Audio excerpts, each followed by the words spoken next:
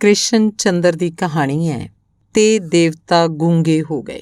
ਇਹ ਉਸ ਜ਼ਮਾਨੇ ਦੀ ਗੱਲ ਹੈ ਜਦੋਂ ਦੇਵਤੇ ਮਨੁੱਖਾਂ ਵਿਚਕਾਰ ਇਸੇ ਧਰਤੀ ਉੱਤੇ ਰਹਿੰਦੇ, ਖਾਂਦੇ ਪੀਂਦੇ ਤੇ ਗੱਲਾਂ ਕਰਦੇ ਹੁੰਦੇ ਸੀ। ਉਹ ਭੀੜ ਸੰਘੇੜ 'ਚ ਲੋਕਾਂ ਨੂੰ ਸਹੀ ਮਸ਼ਵਰੇ ਤੇ ਨੇਕ ਸਲਾਹਾਂ ਦਿੰਦੇ ਰਹਿੰਦੇ ਸੀ। ਲੋਕ ਵੀ ਉਹਨਾਂ ਦਾ ਚੰਗਾ ਆਦਰ ਮਾਣ ਕਰਦੇ ਸੀ। ਉਹ ਆਪਣੀ ਸਿਆਣਪ, ਹੌਸਲੇ ਤੇ ਦਲੇਰੀ ਸਦਕਾ ਪੂਜੇ ਜਾਂਦੇ ਸੀ। ਉਹਨਾਂ ਦਿਨਾਂ 'ਚ ਲੋਕਾਂ ਤੇ ਦੇਵਤਿਆਂ ਵਿਚਕਾਰ ਸਿੱਧਾ ਮੇਲ ਜੋਲ ਹੋ ਸਕਦਾ ਸੀ, ਸੋ ਲੋਕ ਆਪਣੇ ਸਾਰੇ ਦੁੱਖੜੇ ਉਹਨਾਂ ਅੱਗੇ ਫਰੋਲ ਸਕਦੇ ਸੀ। ਉਸੇ ਜ਼ਮਾਨੇ 'ਚ ਚੱਕ ਡੋਡਾ ਕਲਾਂ ਨੰਬਰ 216 ਜ਼ਿਲ੍ਹਾ ਹੁਸ਼ਿਆਰਪੁਰ ਵਿੱਚ ਇੱਕ ਪਿੱਪਲ ਦੇ ਰੁੱਖ ਹੇਠਾਂ ਇੱਕ ਦੇਵਤਾ ਰਹਿੰਦਾ ਸੀ, ਗੁੱਜ ਦੇਵਤਾ। ਉਹਦੇ ਪਿੰਡੇ ਉੱਤੇ ਸੰਦੂਰ ਭਭੂਤੀ ਵਾਂਗ ਮਲਿਆ ਹੁੰਦਾ ਸੀ, ਸੋ ਹਰੇ ਪਿੱਪਲ ਹੇਠ ਉਹਦਾ ਲਾਲ ਪਿੰਡਾ ਦੂਰੋਂ ਹੀ ਲੋਕਾਂ ਨੂੰ ਦਿਸ ਪੈਂਦਾ ਸੀ। ਦੁਖੀ ਲੋਕ ਉਸ ਕੋਲ ਆਉਂਦੇ, ਮੱਥਾ ਟੇਕਦੇ, ਫੁੱਲ ਪਤਾਸੇ ਚੜਾਉਂਦੇ ਤੇ ਦੇਵਤਾ ਹੋਰਾਂ ਦਾ ਪੂਰਾ ਲਾਭ ਉਠਾਉਂਦੇ। ਜ਼ਿਆਦਾ ਕਰਕੇ ਲੋਕ ਉਸ ਕੋਲ ਹੀ ਆਉਂਦੇ ਸਨ।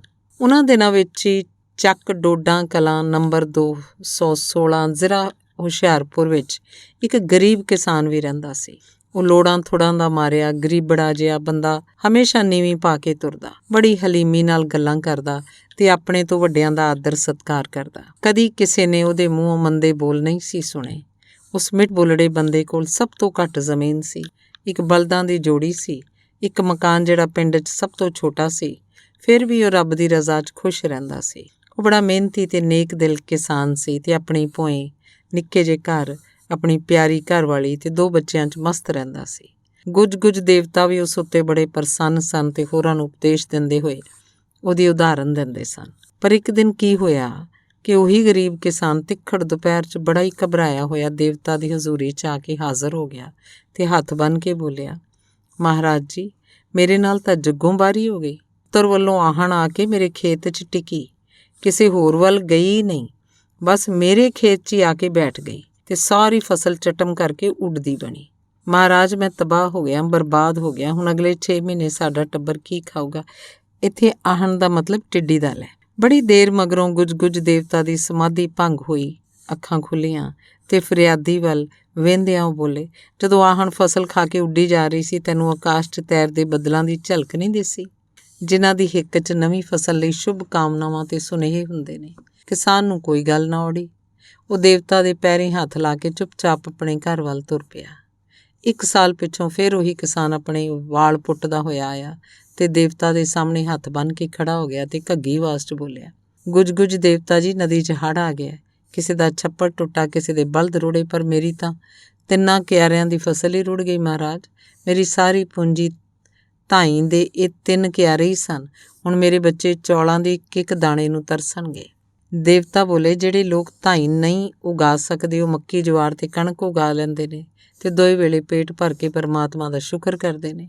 ਦੇਵਤਾ ਦੀ ਗੱਲ ਸੁਣ ਕੇ ਕਿਸਾਨ ਚੁੱਪਚਾਪ ਨੀਵੀਂ ਪਾ ਕੇ ਉੱਥੋਂ ਤੁਰ ਗਿਆ। 2 ਸਾਲ ਪਿੱਛੋਂ ਉਸੇ ਕਿਸਾਨ ਦੇ 2 ਬੱਚੇ ਚੇਚਕ ਨਾਲ ਮਰ ਗਏ। ਇੱਕ ਮੁੰਡਾ ਸੀ ਤੇ ਇੱਕ ਕੁੜੀ। ਉਹ ਦੋਵਾਂ ਦੀਆਂ ਲਾਸ਼ਾਂ ਨੂੰ ਹਿੱਕ ਨਾਲ ਲਾਈ, ਰੋਂਦਾ ਕੁਰਲਾਉਂਦਾ ਦੇਵਤਾ ਕੋਲ ਆਇਆ ਤੇ ਉਹਦੇ ਚਰਨਾਂ 'ਚ ਢਹਿ ਪਿਆ। ਮੇਰੇ 2 ਬੱਚੇ ਮਰ ਗਏ, ਮੈਂ ਔਤ ਹੋ ਗਿਆ ਦੇਵਤਾ ਜੀ, ਰੱਬ ਦਾ ਵਾਸਤਾ ਹੀ ਇਹਨਾਂ ਨੂੰ ਜਵਾ ਦਿਓ। ਗੁੱਜ ਦੇਵਤਾ ਬੋਲੇ, ਜਿਹੜੇ ਮਰ ਜਾਂਦੇ ਨੇ ਉਹ ਮੁੜ ਜਿਉਂਦੇ ਨਹੀਂ ਹੁੰਦੇ। ਮੌਤ ਅਟੱਲ ਹੈ, ਇਸ ਲਈ ਅਖੀਰ ਮੌਤ ਦੇ ਦੁੱਖ ਨੂੰ ਸਾਰੇ ਭੁੱਲ ਜਾਂਦੇ ਨੇ। ਹਾਏ, ਮੇਰੀ ਕੁਲ ਦਾ ਨਾਸ ਹੋ ਗਿਆ ਗੁੱਜ ਦੇਵਤਾ ਜੀ। ਕਿਸਾਨ ਦੀਆਂ ਭੁੱਬਾਂ ਨਿਕਲ ਗਈਆਂ, ਮੇਰੇ ਬੱਚੇ ਮਰ ਗਏ। ਗੁੱਜ ਦੇਵਤਾ ਨੇ ਗੁੱਸੈਲੀਆਂ ਨਿਗਾਹਾਂ ਨਾਲ ਉਸ ਵੱਲ ਵੇਂਦਿਆਂ ਕਿਹਾ, ਬਰਸਾਤੀ ਮੌਸਮ ਵਿੱਚ ਤਾਂ ਬੰਜਰ ਧਰਤੀ 'ਤੇ ਵੀ ਫੁੱਲ ਖਿੜ ਪੈਂਦੇ ਨੇ। ਤੇਰੀ ਪਤਨੀ ਜਵਾਨ ਏ, ਸੁੰਦਰ ਏ, ਅਜੇ ਕੁੱਖ ਵਾਲੀ ਏ। ਦੇਵਤਾ ਦੇ ਇਸ ਉੱਤਰ ਨੇ ਕਿਸਾਨ ਨੂੰ ਇੱਕ ਵਾਰੀ ਫਿਰ ਚੁੱਪ ਕਰਵਾ ਦਿੱਤਾ ਸੀ, ਪਰ ਉਹਦੀ ਆਤਮਾ ਸ਼ਾਂਤ ਨਹੀਂ ਸੀ ਹੋਈ।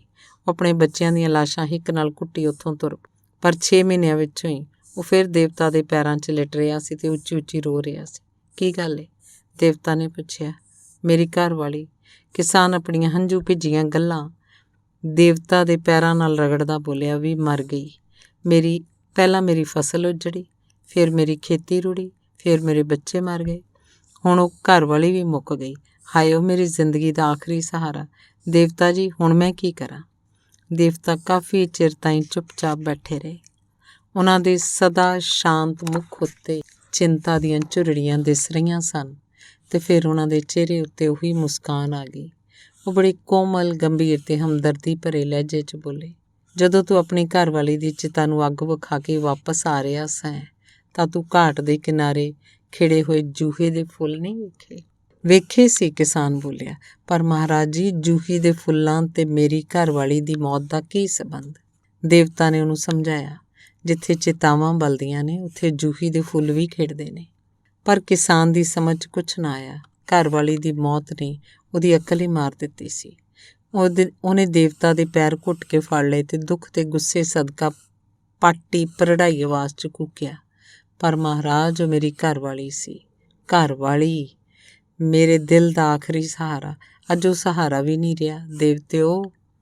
ਦੇਵਤਾ ਰਤਾ ਵਿਸਥਾਰ ਵਿੱਚ ਗਏ ਤੇ ਜਦੋਂ ਤੂੰ ਚਿਤਾ ਨੂੰ ਅਗਨੀ ਹਵਾਲੇ ਕਰਕੇ ਵਾਪਸ ਆ ਰਿਹਾ ਸੈਂ ਤਾਂ ਕਿ ਰਾਹ 'ਚ ਤੂੰ ਪਿੰਡ ਦੀ ਖੂਹੀ ਉੱਤੇ ਪਾਣੀ ਭਰੇਂਦੀਆਂ ਮੁਟਿਆਰਾਂ ਨਹੀਂ ਵੇਖੀਆਂ?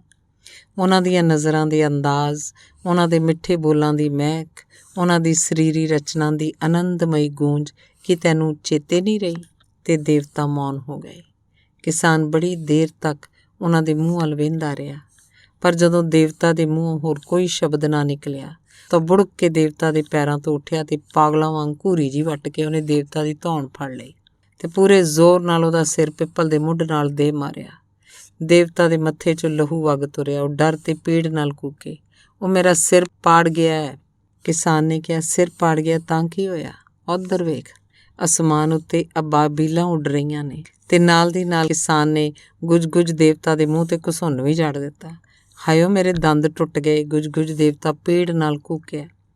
ਦੰਦ ਟੁੱਟ ਗਏ ਤਾਂ ਕੀ ਹੋਇਆ? ਉਹ ਵੇਖ, ਪਿੱਪਲ ਦੇ ਪਰਲੇ ਪਾਸੇ ਤਲਾਅ ਕੋਲ ਕਿੱਡੇ ਸੋਹਣੇ ਫੁੱਲ ਖਿੜੇ ਹੋਏ ਐ। ਤੇ ਫਿਰ ਕਿਸਾਨ ਨੇ ਦੇਵਤਾ ਦੀ ਬਾਂਹ ਮਰੋੜ ਕੇ ਕਿਸੇ ਟਾਹਣੇ ਵਾਂਗ ਭੰਨ ਦਿੱਤੀ। ਦੇਵਤਾ ਧਾਹਾਂ ਮਾਰਨ ਲੱਗ ਪਿਆ। ਹਾਏ ਹਾਏ, ਮੇਰੀ ਬਾਂਹ ਟੁੱਟ ਗਈ। ਬਾਂਹ ਟੁੱਟ ਗਈ ਤਾਂ ਕੀ ਹੋ ਗਿਆ ਓਏ? ਕਿਸਾਨ ਹਰਕ ਕੇ ਬੋਲਿਆ, ਸ਼ੁਕਰ ਕਰ ਤੂੰ ਅੰਨਾ ਨਹੀਂ ਹੋਇਆ। ਤੇ ਉਸੇ ਦਿਨ ਤੋਂ ਰੱਬ ਨੇ ਫੈਸਲਾ ਕਰ ਲਿਆ ਕਿ ਸਾਰੇ ਦੇਵਤੇ ਪੱਥਰ ਦੇ ਹੋਇਆ ਕਰਨਗੇ ਤੇ ਮੂੰਹੋਂ ਕੁਝ ਵੀ ਨਹੀਂ ਬੋਲਣਗੇ ਤੇ ਦੇਵਤਾ ਗੂੰਗੇ ਹੋ ਗਏ। ਧੰਨਵਾਦ।